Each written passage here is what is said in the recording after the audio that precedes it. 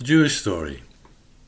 This week's story from the Holocaust was taken from the book Five Chimneys, a woman survivor's true story of Auschwitz, written by Olga Lengyel. The Methods and Their Madness.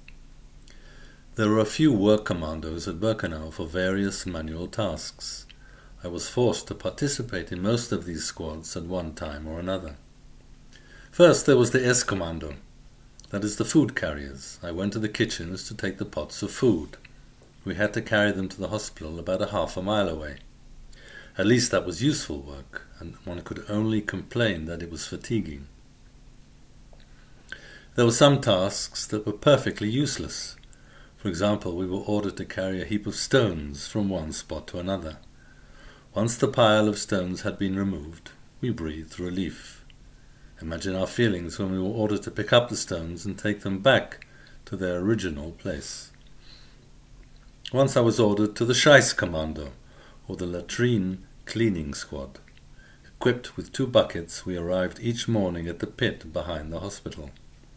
We drew up full pails of the excrement and carried them a few hundred yards away to another pit. So it went on all day. Finally, dead from nausea and disgust, we washed as well as we could and went to bed, knowing that tomorrow we would have to repeat our performance.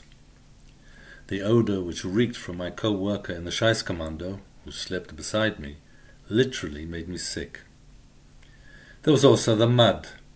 Auschwitz-Birkenau was situated on a marshy terrain, and the mud never disappeared. It was a sly and powerful enemy. It penetrated our shoes and even soaked through our soles, which came off and made our swollen feet even heavier. When it rained, the camp was transformed into an ocean of mud, paralyzing traffic and making every task unbelievably difficult. Mud and the crematory, these were our greatest obsessions. Certain commandos worked outside the camp. They left early in the morning, no matter what the weather. They had to work on an empty stomach except for yellowish liquid called tea or coffee. Shivering in the cold of the dawn, their teeth chattering, their cheeks wet with tears, they were forced to sing as they marched. The work in the fields was very exhausting. Our overseers made sure none of us paused to catch our breaths. Stragglers were always beaten with whips and clubs. If someone fainted, she was hit with a bludgeon to revive her. If that would not do it, her skull was literally crushed with a club or with boot kicks. Once, when we left the fields, an SS, armed with a whip, stopped us to question a female Mussulman. "How long have you been here?" he shouted. "For 6 months," replied the poor woman. She had been a professor in civilian life, but she dared not raise her eyes to the SS, who had formerly been her hairdresser.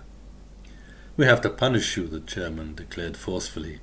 "You have no sense of discipline. A correct prisoner would have been dead 3 months ago.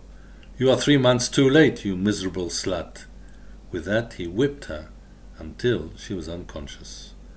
Please pass on this story